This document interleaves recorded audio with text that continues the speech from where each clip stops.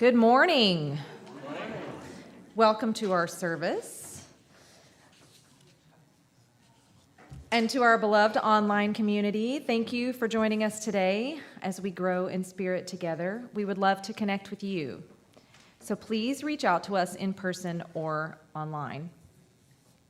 Today, Reverend John presents the next lesson in his Spiritual Freedom series with a talk entitled Freedom from Attachments.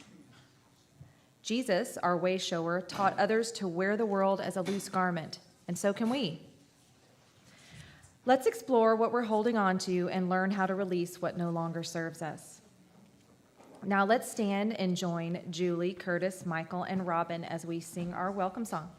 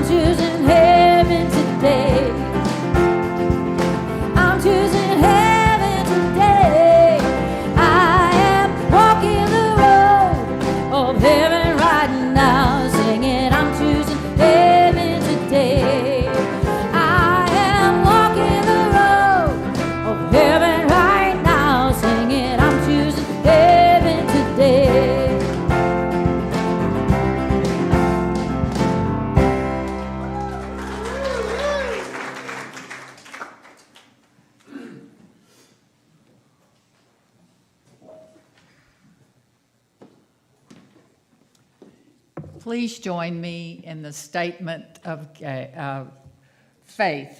Together, there is only one presence and power active in the universe. And see thy life, God the good, omnipotent. Thank you. You take me out of my routine, and I totally lose it. Now, please join me as you listen to the daily word. The word for today is surrender. Spiritual surrender is my path to peace. It's natural to have ideas and preferences about how things should be and to work toward the results I want. But I can exhaust myself if I attempt to exert control over my life's circumstances. In fact, the more I try, the less control I feel I have. Releasing the illusion of control, I practice spiritual surrender. So much more than giving up, surrendering my efforts and my hopes to the divine within me is an act of empowerment. It means living my faith that God is in and through all things. It means trusting that there are outcomes better than the ones I have imagined. I surrender to God's peace and perfection within me. I give up trying to control outcomes and relax, welcoming serendipity and ease. Surrender is the way. And from Proverbs 23, verse 26, my child, give me your heart, and let your eyes observe my ways. Now, please join me for the gathering prayer. Taking one day at a time, enjoying each moment as it comes, releasing the need to control the world, letting the world be as it is, knowing that the more I refuse to let go and let things happen according to God's will, the more turmoil I will be in. Knowing that the way to peace is to let go, to surrender to what is, to trust God, and being grateful for all the sources of this prayer that is coming through my voice, knowing that although these sources are many, including parts of the Serenity Prayer that we usually don't say, knowing that the real source is the one source, the God source. Thank you, God. Thank you for what is to come. Thank you for the inspiration that is coming with music and with message and with the opportunity to give and receive. All is well. Thank you, thank you, thank you.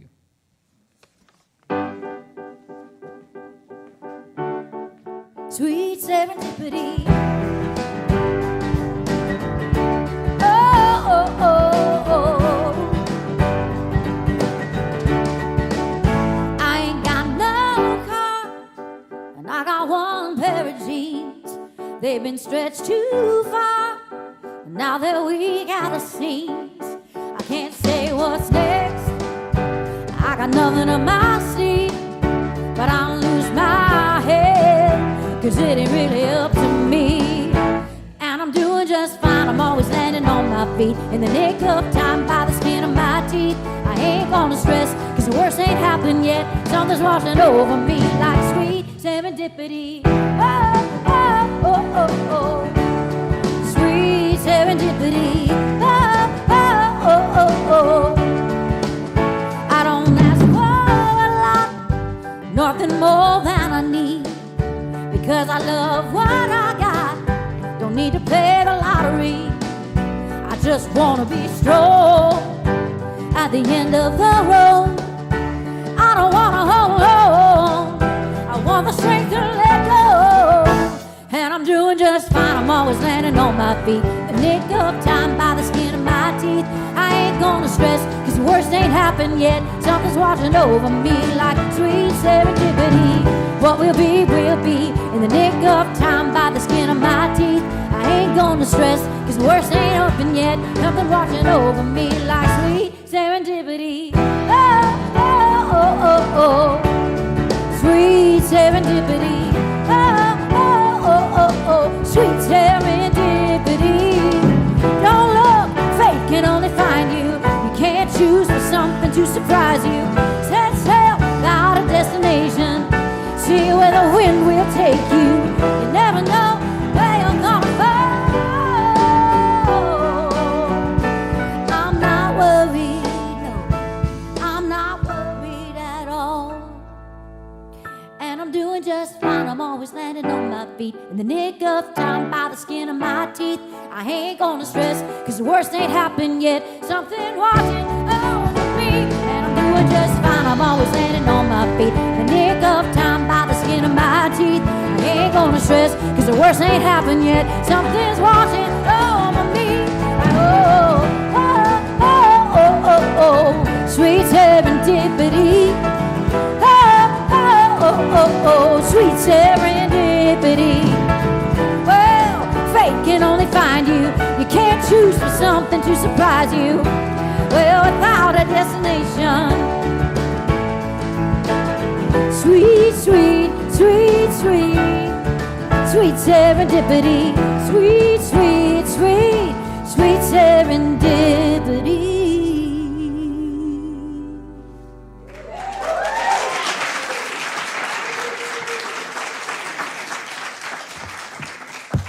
Thank you, Julie and Van. And that's no easy song.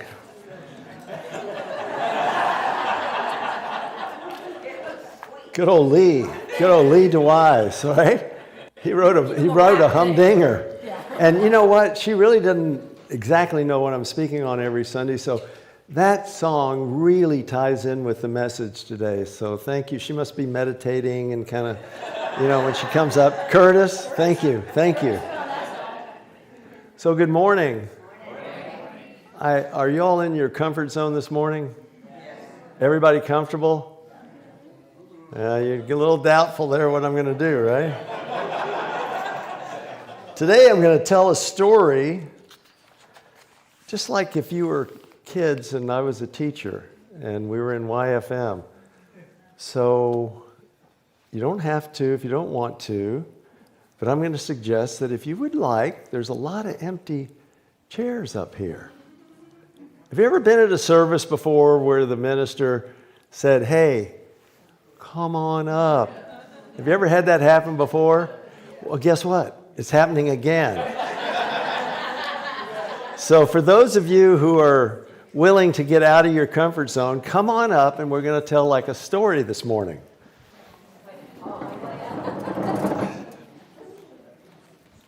Come on up. Now these are the spiritual seekers, you see. That's who's coming up. Oh, thank you. So July's been all about freedom, right? I mean, we look at July, I guess, across boundaries as the month of talking about freedom and patriotic freedom for the country, the democracy and all that. And that's all well and good and it's wonderful. But what we're looking at this morning is spiritual freedom. So that's a little different. That's a little deeper in a sense, perhaps. It's more about going into that aspect of ourselves that wants to choose spiritual freedom, wants to choose spirit as far as a way of life. And so we all have our own way of doing and being, and we're all at different places.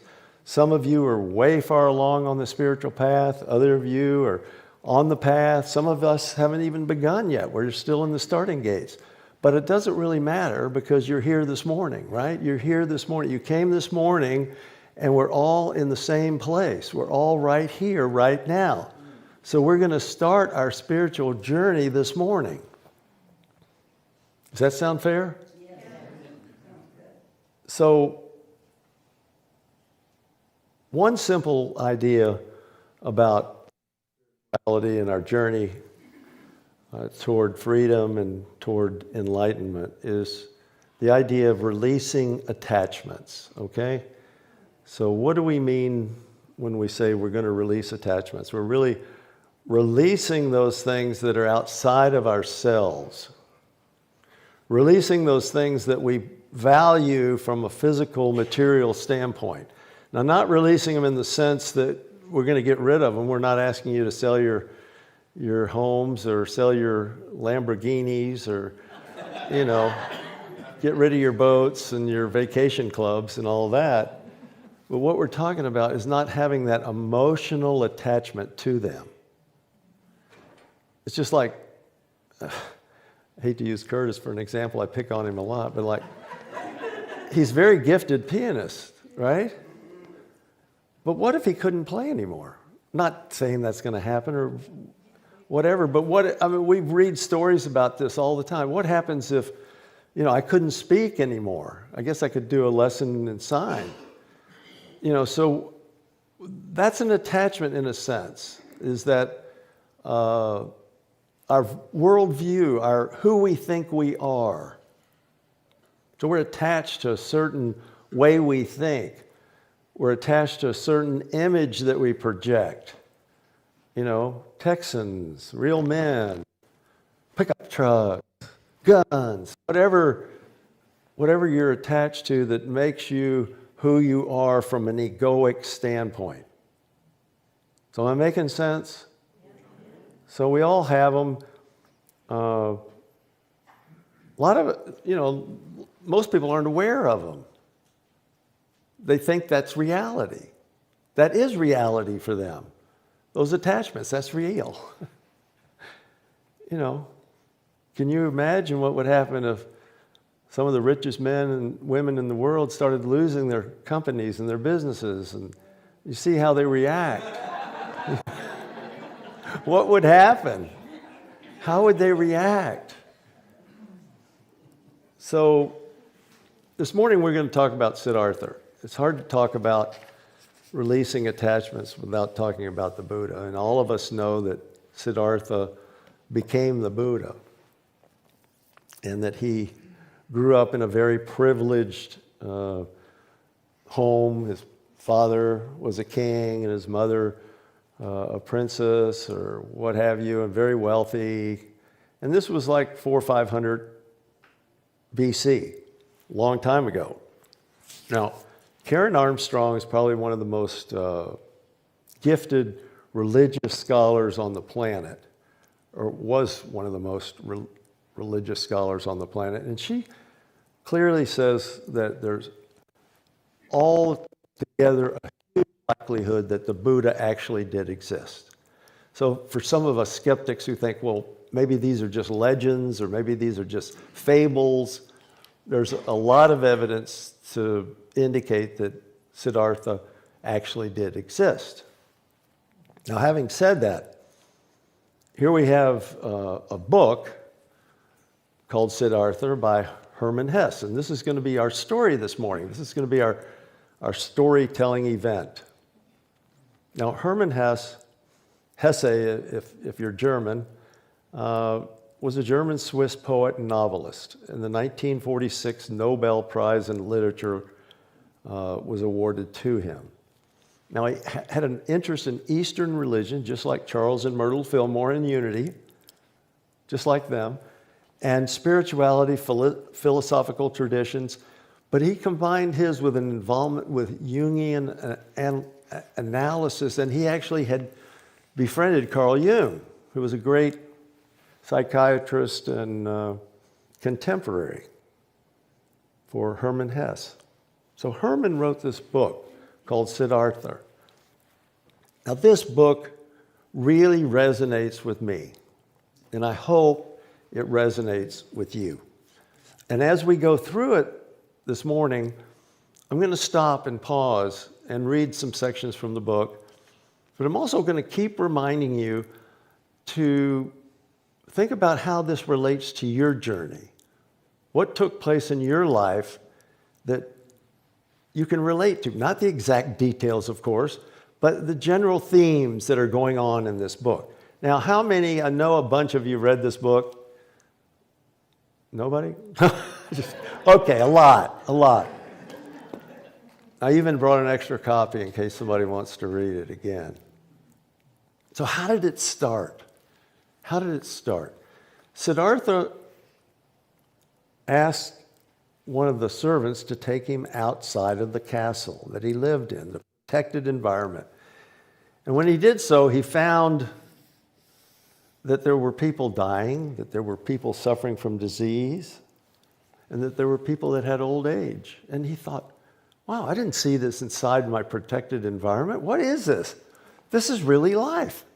And it really caught his fancy, really caught his attention to see that there is this suffering in life, and that it's not all roses and tiptoeing through the tulips like it was in the palace with his parents. Everything was prearranged for him. He didn't have to worry about a thing. And then he goes outside the castle and he sees people dying, he sees people sick, he sees people that are aging, and he goes, what the world's going on? And so he also sees this ascetic, a samsana. And that ascetic is giving up everything in order to determine exactly what life is all about. It's releasing, getting rid of the self. That's what asceticism is all about, is you release everything. You give up all your worldly possessions, you give up all your belongings, and you just go on this journey to find the true self. And he thought, that's what I want to do. And he did it. He left he even had a wife, prearranged wife there in the castle, and he left that environment. And he went out. And he gave his clothes to a poor Brahmin on the road and only retained his loincloth and earth-colored, unstitched cloak.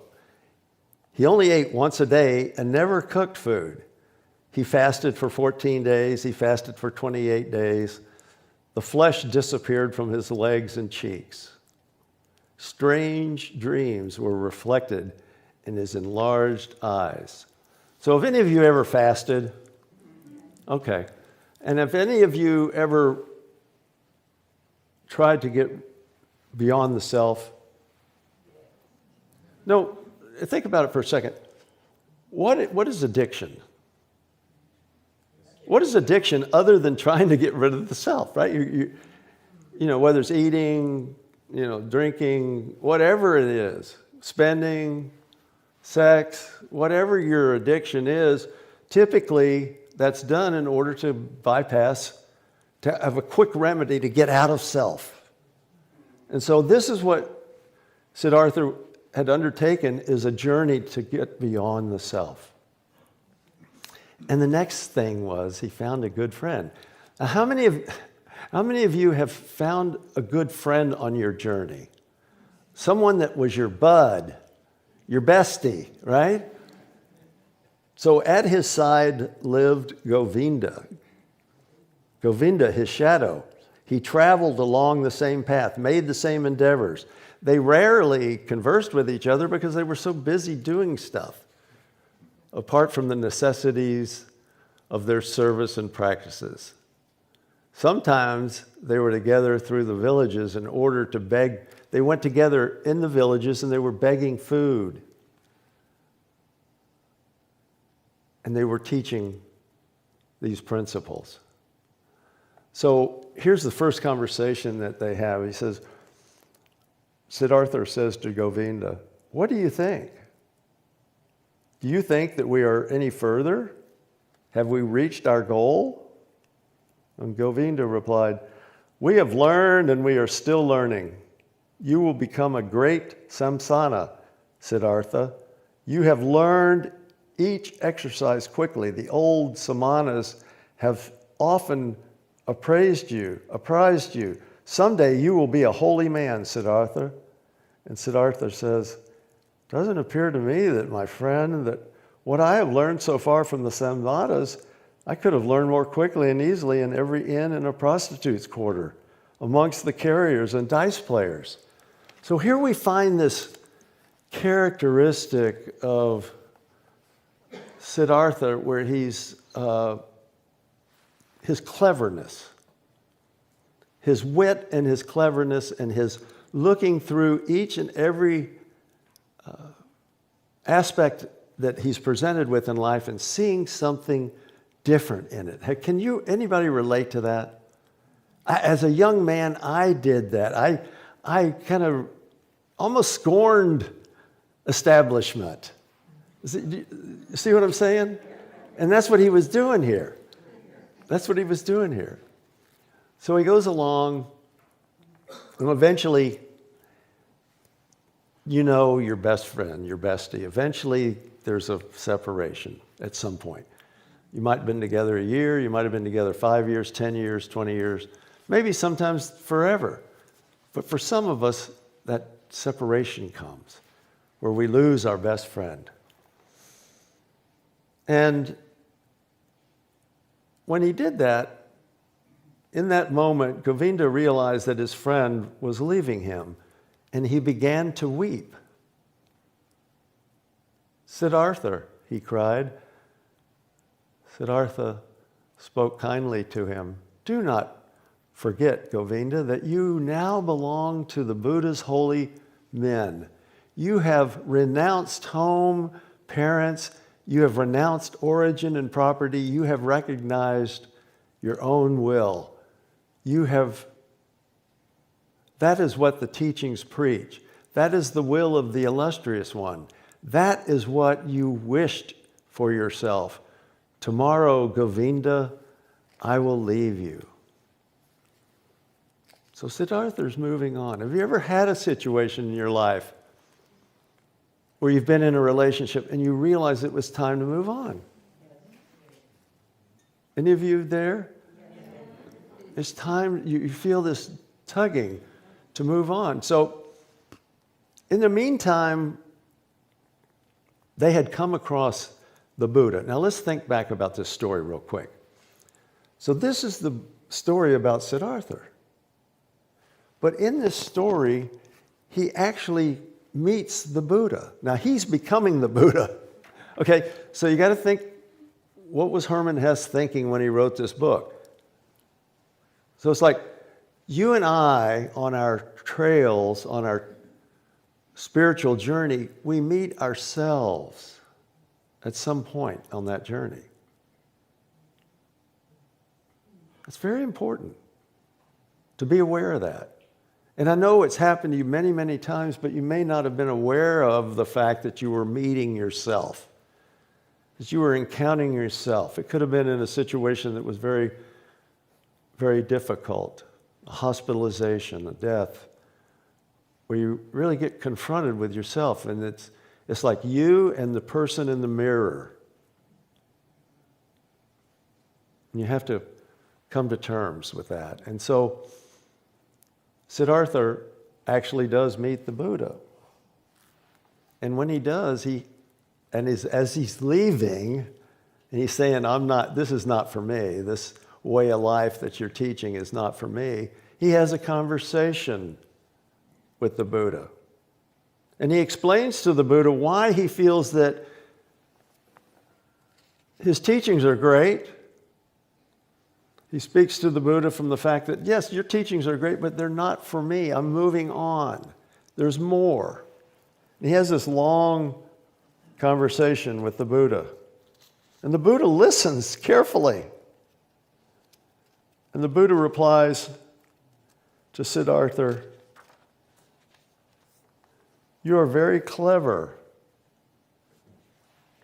O Siddhartha," said the illustrious one. "You know how to speak cleverly, my friend. Be on guard against too much cleverness." I mean, think about that for a second, because now he's got a very good wit, very intellectual, very smart. I wonder if we've ever been in that place with an employer or situation in a relationship or place in our lives where we really thought we had it figured out. And so and think about the fact that maybe you've met the Buddha on your trail. I mean, I bet you've met someone who was enlightened.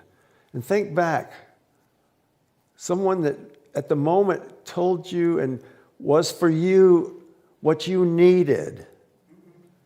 And they didn't mince words with you. They weren't saying, "Oh, yeah, you're great. You're so smart. You're great." They told you the truth. I've had that in my life. I know you have, haven't you? Okay, and so he's saying, be on guard against so much of you're so clever, but be on guard against that. The Buddha walked away, and his look and half smile remained implanted on Siddhartha's memory forever. So Siddhartha, in a sense, he's just getting started, right? So now he's become an ascetic. He's had a good friend. He's released that friend. He's met the Buddha on the road. And he's even moved beyond the Buddha. He's moved beyond the teachings of the Buddha. He's into his own. So what does this remind you of in a sense? Isn't this the hero's journey? Think about that. The hero's journey is about you leave home, you're called away from familiar surroundings, and you go out into the world and you live the world on the world's terms. And then you come back. And you've changed. You've become a changed individual. You become a changed person. And you come back to the world you left before, but nothing looks the same. It's all different. And now you begin to teach in your own way. You begin to teach others. You begin to share with others. So Siddhartha's on his way, and he goes into this village, and now he's kind of back to where he started in a way. He has nothing. And he sees this beautiful woman named, guess what her name is? Kamala. Remember Kamala Harris? You couldn't forget her. Only it's not Kamala Harris, right? It's Kamala 400, 500 BC. And she's this beautiful woman, and he's just taken by her. And he wants her to teach him because she looks so successful and she's so beautiful. And it means lotus flower is what Kamala means. So lotus, she was just beautiful, and she had everything. She had this beautiful property, and she had it all. And you can just see he became starstruck by her. And he goes to her and he says, "Teach me." And she goes, "Teach you? You don't have anything. You have a beard. You're wearing a loincloth. What do you have?" He says, "I have 3 things." She goes, "3 things? What are they?" He says, "I can fast, I can wait, and I can listen." She goes, "What? You can fast, you can wait, and you can listen?" Can you imagine if you went on a job interview and you said, "Well, what do you bring to this interview?" "Well, I can fast, I can wait, and I can listen." "Oh, okay, get in the back of the line." So she said, "Okay, that's great. You're very smart. You're very witty, just like what the Buddha told him. Very witty, very clever. But here's a friend of mine. I want you to go and talk to this friend about getting into some sort of business where you can come back to me with some money. Because that's not enough.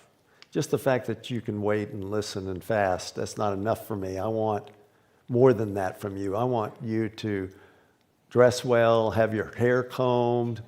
I want you to look hip, slick, and good." Right? Are you with me? So he does it. He goes to this guy, and the guy gives him a job, and he becomes very wealthy, eventually.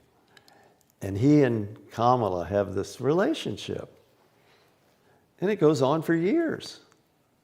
And he's very happy. He has his own property now. He has his own garden. He has everything he thought he wanted. It was gorgeous, a lifestyle beyond his wildest dreams. Have you ever had that in your life or known someone that, I know someone right now who started and all of a sudden they just realized this huge dream of traveling all over the world and had everything he ever wanted. And he just got sick with himself. He got disgusted with himself. And he to his room after another night of whining and eating delicious food, well-prepared food. He goes back to his room and he tries to sleep. He can't sleep, but then right around daylight, he falls asleep and he has this dream. And here's his dream. Kamala kept a small, rare songbird in a small golden cage. It was about this bird that he dreamt. The bird, which usually sang in the morning, became mute. And as this surprised him, he went up to the cage in his dream and looked inside, and the little bird was dead and lay stiff on the floor. He took it out, held it for a moment in his hand, and then threw it away on the road. And at the same moment, he was horrified, and his heart ached as if he had thrown away with the dead bird all that was good and of value in himself.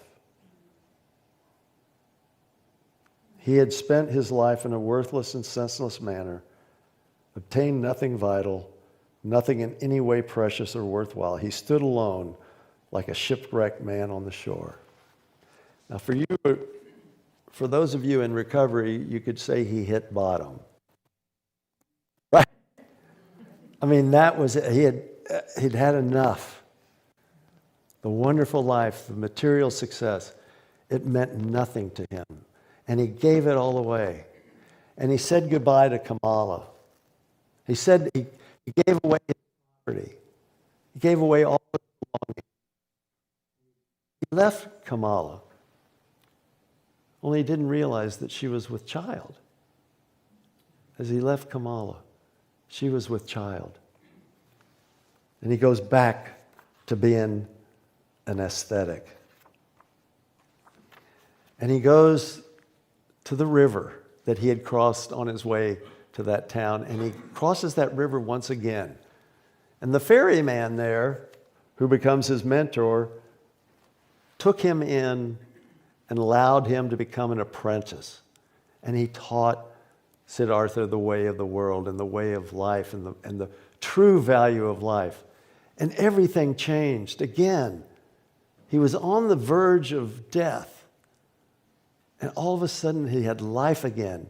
He was living again. He was watching the river flow. He was taking people back and forth, very simple menial job, back and forth across the river. And he was in love with life again. And then one day, Kamala comes across on the ferry. And he sees her, and it's been years, and she's aged, and she has this son. And it's like, wow. And he makes the connection. He sees in that son that it's him, his son. And so he takes them in. Now, Kamala is tired, and she sits by a tree, and she rests. And as she's resting, unfortunately, this poisonous snake bites her. And she dies in Siddhartha's arms. And there she is, dying in his arms, and he looking at his teenage son now that he will be raising. And he has that responsibility foisted upon him. And how does he react? He reacts well. He teaches that son. He teaches him everything he knows. He tries to be loving and kind. But the son rebels against him. The son doesn't want anything to do with him. And so what the son finally does, Siddhartha asks him to bring some twigs in. To do a work around. Have you ever had that situation with a son or a daughter? Just ask them a little bit. I can remember asking a daughter just a little bit of housework, and she just unloaded on us. And I'm like, whoa, I was just asking for some dishes to be done. And so all of their frustrations come out on you or I as their parents. And he says, bring your own twigs. This is the son. I am not your servant. I know that you do not beat me. You dare not. I know, however, that you continually punish me and make me feel small with your piety and indulgence. You want me to become like you, so gentle, so wise. But just to spite you, I would rather become a thief or a murderer or go to hell than to be like you. I hate you. You are not even my father. This hurts Siddhartha. And he doesn't know what to do. And he goes into meditation and he prays and he does introspection. And he talks to his mentor, the ferryman. And he says to take the son into town and release him. So this attachment to being the perfect parent,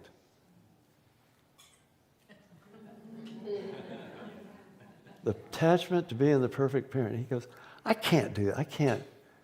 But he does it. He actually does it. He takes this son to town, and the son is much better off. The son thrives on his own. He finds his own way, just like Siddhartha did. Siddhartha left and found his own way. But again, we have these attachments about how life should be, and they guide us. They restrict us. They confine us. They tell us what to do. So now, Siddhartha's pretty far along on the road. And he sits down by the river, and his friend Vasudeva says, "Have you heard the river laugh? But have you heard everything?" Siddhartha says, "Of course." He said, "But have you heard everything? Let us listen, you will hear more." They listened, and the many-voiced song of the river echoed softly. Siddhartha looked into the water and saw many pictures in the flowing water. He saw his father, lonely, mourning for his son. He saw himself, lonely, also the bonds of longing with his faraway son. He saw his son, the boy eagerly advancing along the burning path of life's desire. It sang with yearning and sadness, flowing toward its goal. So what does the river represent? What does the river represent? He sat by this river because they were ferrymen and they carried people back and forth across the river. What does the river represent? Yeah, our consciousness. I wonder if do we pay attention? I know I don't sometimes, but I'm starting to learn how to pay attention to the river of our consciousness. Consciousness is always flowing within us. Always. We're always thinking of something. There's never a moment that we're not thinking. When we're awake and when we're asleep, we're dreaming. So if we begin to learn to pay attention to our consciousness, it changes, it shifts. And don't resist your flowing thoughts. Because Siddhartha had learned to listen to the river. And so finally, he becomes awakened. He finally wakes up, and his friend, the one who was teaching him mentor, goes into the woods and leaves Siddhartha there to be the only ferryman. And as he leaves, he tells him a few things. He says, Siddhartha, he goes, he no longer saw the face of his friend Siddhartha. Instead, he saw other faces, many faces, a long series, a continuous stream of faces, and hundreds, thousands, which all came and disappeared, and yet all seemed to be there at the same time, which all continually changed and renewed themselves, and which were yet all Siddhartha. He saw the face of a fish, of a carp, with tremendously painfully opening mouth, a dying fish with dimmed eyes. He saw the face of a newly born child, red and full of wrinkles, ready to cry. He saw the face of a murderer. He saw him plunge a knife into the body of a man. And at the same moment, he saw this criminal kneeling down, bound and his head cut off by an executioner. He saw all this in Siddhartha. Siddhartha had woken up. He had become awakened. And he represents life itself. He had become realized. Siddhartha had made that journey, and he had become enlightened. He had found what he had searched for. He became at peace with his own life and with his own history. He knew most certainly that his freedom came from releasing these attachments and these cravings. These attachments to his quest, to his friends, to his lover, to his son, to himself. He had found his Atman, his true self. And his striving for enlightenment was over. The cycle of birth and rebirth had been completed. So here we are. You are starting fresh right now. No matter where you are on your spiritual journey, as we said earlier, this is right now. And you have an opportunity this morning, for the rest of this day, one moment at a time, to become mindful and to observe your consciousness and to notice when you encounter the Buddha along the way, to notice your best friend and what your relationship is with them, and to notice yourself and your relationship with yourself, and notice that you're overcoming that small self and you're becoming your true self, that divine self, and that there is a process, there is a road, there is a path, and it's been traveled by many, not just Siddhartha. It's been traveled by others as well, the Fillmores and lots of pioneers on the spiritual path. So where do you fit in on that?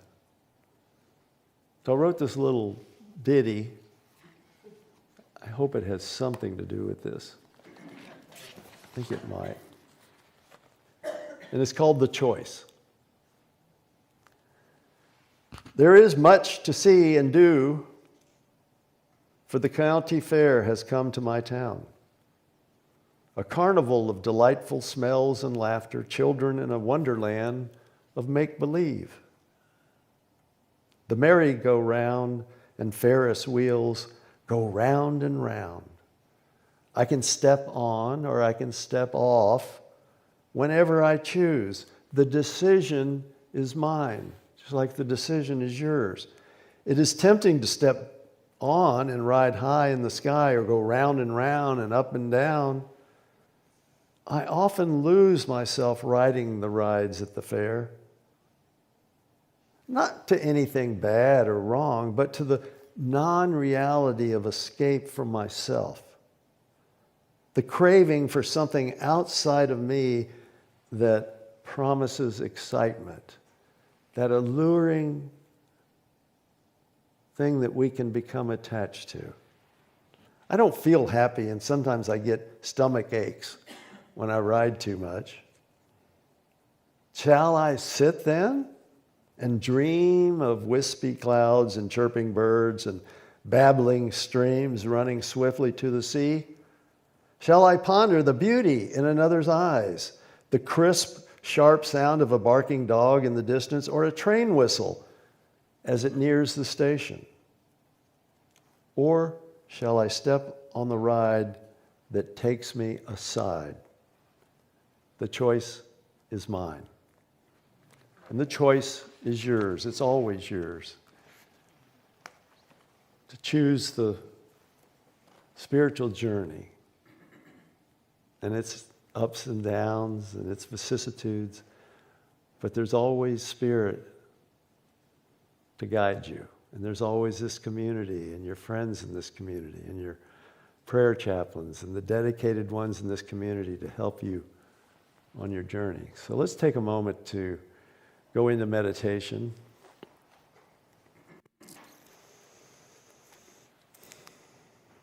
And just allow yourself this morning to begin that process of moving in and breathing. Breathing in the love, the light, and then releasing.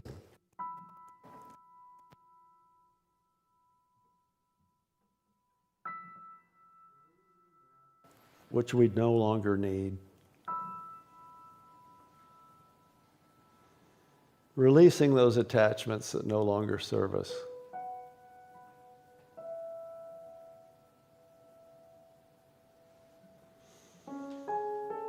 Just letting them go.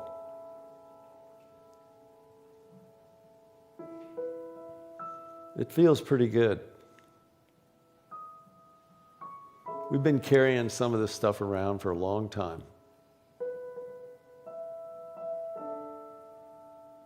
Something that we decided maybe when we were kids. We've been carrying that all this time.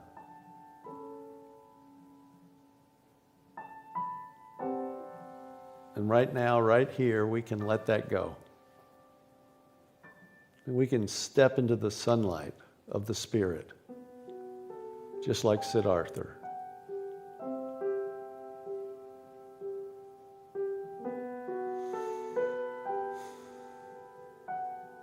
For each of us in our own way, we are heroes. We're on that hero's journey because at some level we chose to be on this earth at this particular time. We are here by divine appointment.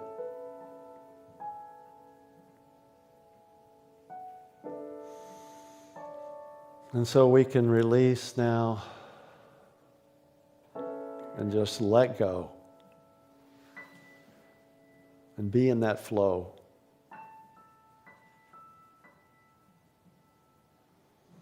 So let's just take a moment in the silence, in that perfect peace of silence, the perfect peace of God.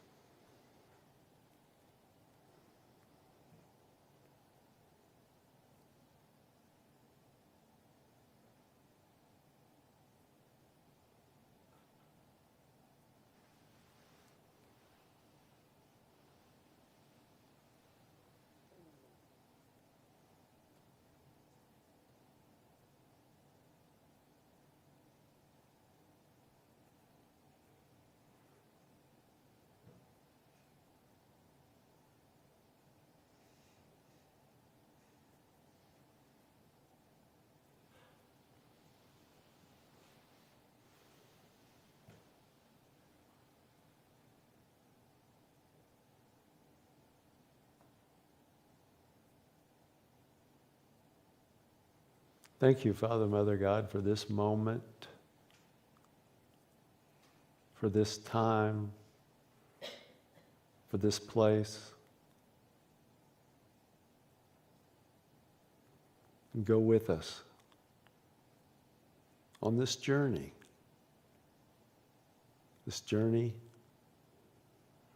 to enlightenment, to awakening, to the nature of our true being, our true selves. And so it is. Amen.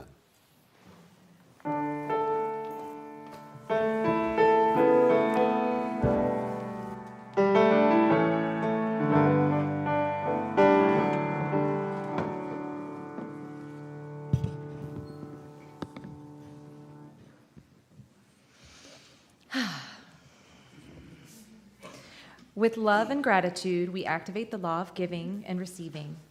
As we complete this sacred circle, we affirm that our spiritual community thrives through faith and the generous contributions of all who call it home.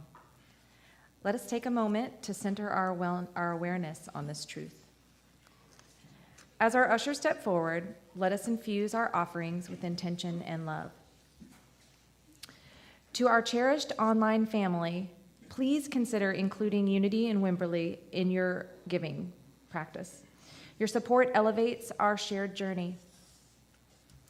We thank you for the gifts you have sent already and affirm the gifts you are sending now. For all of our giving options, please scan the QR code on the screen or look for the online donate option posters displayed around the church. And now, let us offer this affirmation of abundance. Together, divine love as me blesses and multiplies all that I am, all that I have, all that I give, and all that I receive.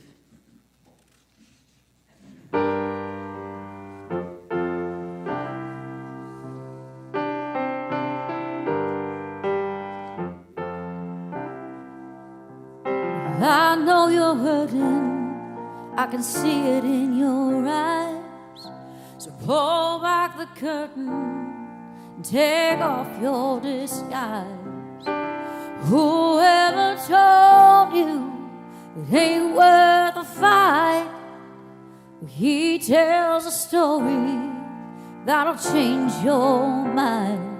'Cause there's only love No room for shame in his open arms. There's beauty from ashes, so come as you are. There's only love in the heart of God. Ooh, ooh, ooh, ooh.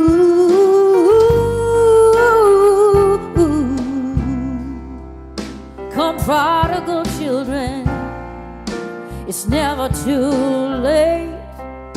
Run home to the Father, let him clothe you with grace. Bury your burdens, break free from your fear. Step out of the shadows, there's no judgment here. There's only love in the heart of God. No room for shame in his open arms. There's beauty from ashes, so come as you are. There's only love in the heart of God. Ooh, ooh, ooh, ooh.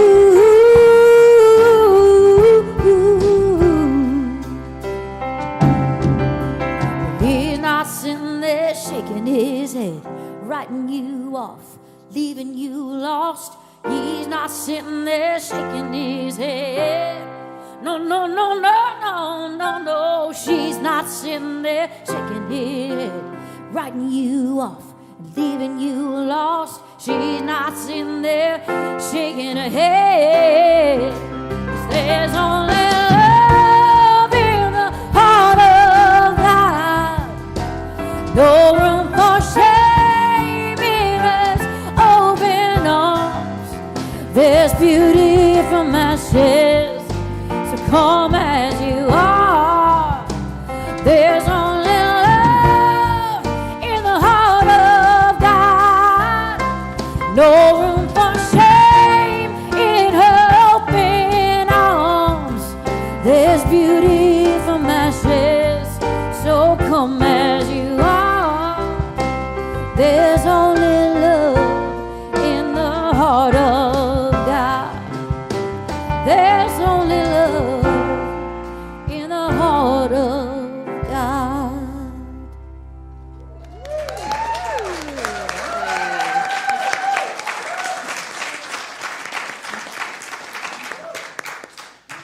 Wow, that's a good one. With full hearts, let us bless these gifts together. We bless these gifts and the givers with our love and gratitude. All right, time for some announcements. Next Sunday, July 27th, Reverend John resumes his July Talk series with the lesson entitled Stillness, the Freedom from Egoic Thought. Please plan to attend. The Eddie Watkins Jr. benefit concert was a joyous success. Together, we raised $2,382 for the Central Texas flood relief. If you missed the concert, there's still time to feel the love. If you weren't able to join us live for this powerful and uplifting musical event, you can still enjoy the full performance online. When you sign up and make a love offering donation, you'll receive a private link to the concert recording via email. Please scan the QR code on the bulletin board to sign up. We are looking for a new Sunday house manager who can help with opening and closing duties before and after the Sunday services. This is a paid position. Please contact Aida at office at unityofwimberley.com for more information. We continue to collect donations for the Back to School Fiesta to supply backpacks and school supplies to children in our area. Please look for Judy Bradbury in the front foyer after the service. In the fireside room, all right. Checks can be made out to the Barnabas Connection with Back to School on the memo line. Jan Jan's next summer sound bath is Saturday, July 26th from 10 a.m. to noon.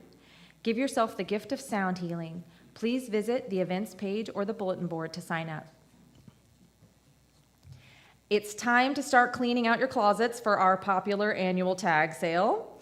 Women's, men's, and children's clothing, shoes, and accessories can be brought up to the church between now and August 15th. Please contact Amy at volunteer@unityofwimberley.com if you are interested in helping. Remember, volunteers get the first pick of all the goodies on the tables. It is a really fun event. Highly recommend it. Our beloved Ben Pearson, who helps out with YFM, is leaving us next month to attend Texas State full-time. We'll be honoring him at the Sunday service next week. We're also collecting donations for a gift card for him. If you would like to contribute, please see Aida after the service.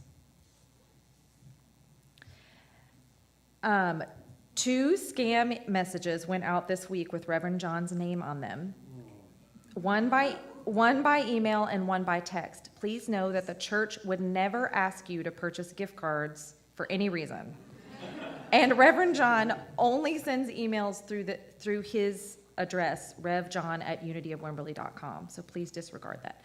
Anything else is a scam. Please check yesterday's newsletter to opt in or out of Unity text alerts to receive timely notices about important alerts like the scam warning.